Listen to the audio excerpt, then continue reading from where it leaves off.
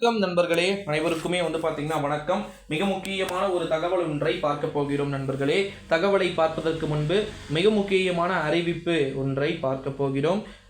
Ration அட்டைக்கு மே 1 முதல் வெளியான மிக முக்கியமான அறிவிப்புகளை தான் இந்த வீடியோவில் பார்க்க போகிறோம். குறிப்பாக ரேஷன் அட்டை அப்படின்றது அனைவருக்குமே ரொம்ப மிக முக்கியமான ஒரு பொருளாக பார்க்கப்படுகிறது. எல்லாருக்குமே பார்த்திங்கன்னா எல்லா விதமான பொருட்களையுமே கோடிக்கணக்கான மக்கள் பார்த்திங்கன்னா தமிழக ரேஷன் கடைகள் மூலமாக பார்த்திங்கன்னா பலனையும் பயனையும் பார்த்திங்கன்னா அடைந்து வரக்கூடிய ஒரு வேளையிலே மே 1 முதல் புதிய அறிவிப்புகள் வெளியாக வாய்ப்பு இருக்குன்னு சொல்லப்பட்டிருக்கு. அட்லீஸ்ட் மே 1 இல்லைனா மே மாதம் ஃபுல்லாகவே வராது. ஏன்னா எலெக்ஷன் ரிசல்ட் இன்னும் வரல.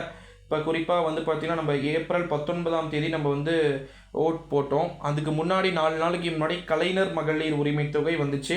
இப்போ அடுத்தபடியாக பார்த்திங்கன்னா இந்த மே 15 வரை கலைஞர் மகளிர் உரிமை தொகை வந்துருச்சு. உங்களுக்கே தெரியும்னு நினைக்கிறேன். ஸோ இந்த ஒரு சூழ்நிலையிலே அனைத்து விதமான பயனாளர்களுக்குமே பார்த்திங்கன்னா கலைஞர் மகளிர் உரிமை தொகை அதிகப்படுத்தப்படும். முடிஞ்ச அளவுக்கு எல்லாருக்குமே கொடுக்க ட்ரை பண்ணுறோம் அப்படின்னு சொல்லிட்டு அங்கங்கே எலெக்ஷனுடைய இந்த பிரச்சாரங்கள்லாம் நடந்தது. அந்த பிரச்சாரத்தெல்லாம் பார்த்திங்கன்னா அஃபீஷியலாக சொல்லியிருந்தாங்க. இந்த ஒரு சூழ்நிலையில் தான் இப்போ எலெக்ஷன் முடிஞ்சிச்சு. இப்போ அனௌன்ஸ்மெண்ட் பண்ணி கொடுக்கலாம்ல, ஏன் டிலே பண்ணுறாங்கன்னு சொல்லிட்டு மக்கள் எல்லாருக்குமே ஒரு கேள்வி இருக்குது. ஓகேங்களா? ஸோ கலைஞர் மகளிர் உரிமை தொகையை பொறுத்த வரைக்கும் அனைவருக்குமே எப்போ கொடுக்குற மாதிரி நிலைமை வரும்னா, இப்போ சும்மா பிரச்சாரத்தில் சொன்னாலும் அடுத்து நம்ம 2026 எலெக்ஷன் வருது பார்த்தீங்களா, அப்போ கிட்ட வரத்துக்கு ஒரு 6-7 மாதத்துக்கு முன்னாடியிலிருந்து தான் கொஞ்சம் கொஞ்சமாக 40,000 பேர், 50,000 பேர், 2 லட்சம் பேர் செலக்ட் அப்படின்னு சொல்லிட்டு கொஞ்சமாக கொடுத்து எலெக்ஷனுக்கு 6 மாதத்துக்கு முன்னாடி என்ன பண்ணுவாங்கன்னா எல்லாருக்குமே கலைஞர் மகளிர் உரிமை தொகை அப்படின்னு சொல்லிட்டு ஒரு 6 மாதம் கொடுப்பாங்க. அதில் மக்கள் எல்லாருமே ஓட்டு போடுவாங்கன்றது தான் அங்கே இருக்கக்கூடிய அரசியல். ஓகேங்களா? அதனால் ரேஷன் அட்டைதாரர்கள் இப்போ வரைக்குமே நிறைய பேர் ஸ்மார்ட் கார்டு இல்லை, எங்களுக்கு கலைஞர் மகளிர் உரிமை தொகையை பார்த்திங்கன்னா கொடுக்கறது இல்லை.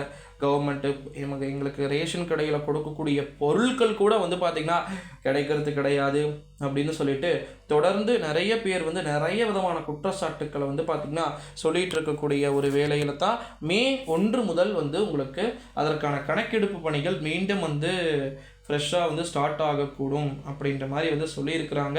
ஸோ அதனால் அதை வெயிட் பண்ணி தான் பார்க்கணும் நண்பர்களே. கலைஞர் மகளிர் உரிமை தொகையை பொறுத்த வரைக்கும் நிறைய விதமான அறிவிப்புகள் இருக்கிறது அப்படின்னு சொல்லலாம்.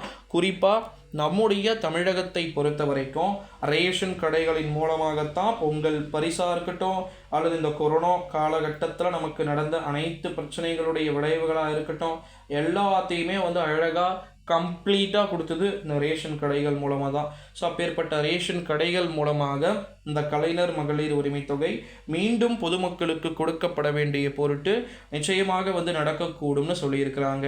ஸோ அதனால் நீங்கள் பயப்பட வேண்டிய அவசியம் கிடையாது அப்படின்னு சொல்லியிருக்கிறாங்க நண்பர்களே.